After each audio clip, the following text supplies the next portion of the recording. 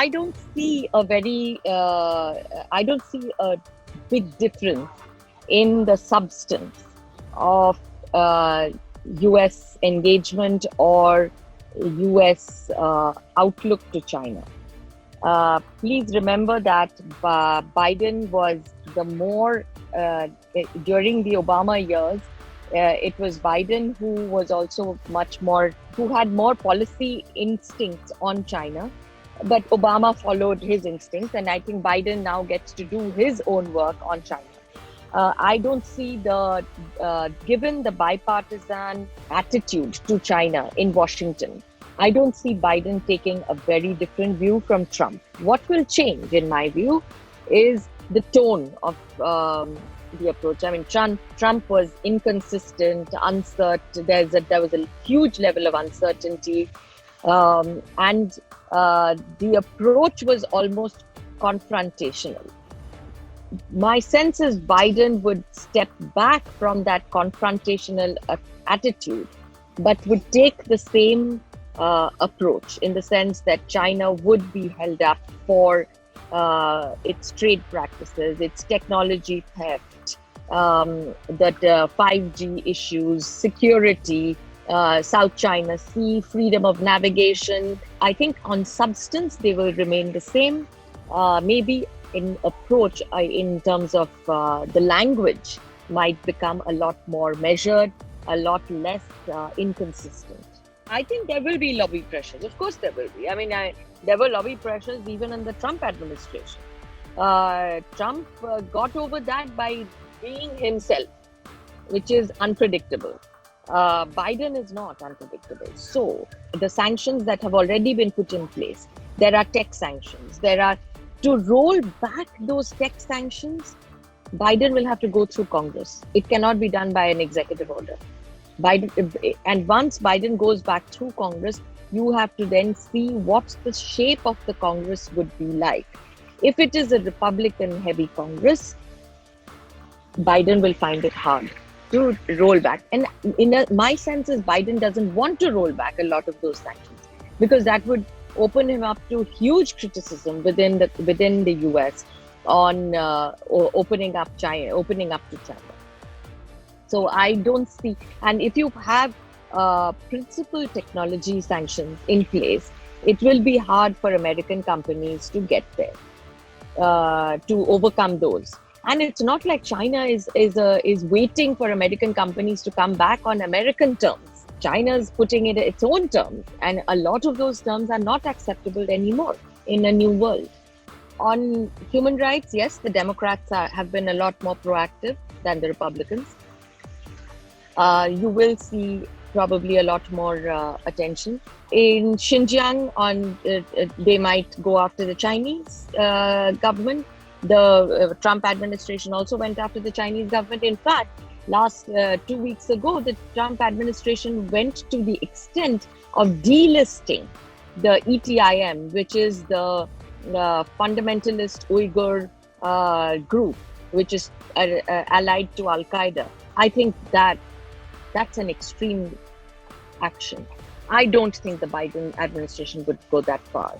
But to go back to Kashmir, over the last year, we have seen less and less questioning of the Indian government's legitimacy or the legality of what it did, or of abrogating 370. So where have the criticisms been? The criticisms have been on human rights violations, on detention by political leaders, on communication blackouts, on lockdowns and curfews. Now you look at what we are seeing today. Almost all the big political leaders are out of detention. Human rights violations are today as good or as bad as what they were 3 years ago and before. Communications is a problem. 4G internet mobile communication is still not available. There is still some degree, a great amount of sort of curbs on press freedom. So yes, we will take a bullet or two on all of these issues. But I would wait to see how in India we build the narrative for these issues with the new administration. There is total support for India, and even this was in evidence even in the Trump administration by the Democrats in both house in the Senate as well as in the House of Representatives. Uh, Democrat leaders have reached out to India, and I think that will continue. That's not going to change. I don't think the Biden administration will have the kind of language that you have seen in the Trump administration. The language, the tone will all change. I don't think the substance will change very much. Biden could restart negotiations, nuclear negotiations with Iran. I don't rule that out. Whether they will be able to revive the JCPOA in its current form, I have my doubts.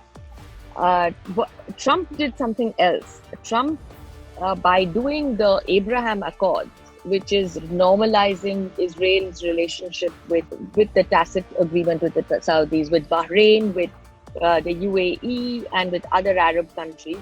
What he was doing is, in a sense, giving the region the power to deal with Iran at the regional level. And what he was saying is, your biggest challenge is Iran. You guys get together and deal with it. It is part of the whole, let me take America out of the Middle East problem. It was something, honestly, that Obama wanted to do as well. And in fact, one of his big reasons for doing the JCPOA was to say that I cannot have a war with Iran, and I do not want to be held hostage on the Iran front by my Arab friends. In the Obama administration too, as today, America became a net energy exporter. That dependence on Middle Eastern oil is no longer there. Therefore, it became easier to disengage the US from Middle East's toxic politics. Trump has actually done the dirty work on that. Biden will probably not go back into the Middle East in the way Bush was.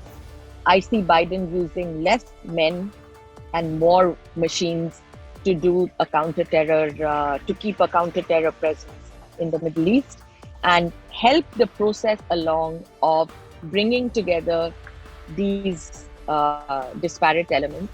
I don't think Biden is going back into the Middle East to do the kind of job that America used to do in the Bush years.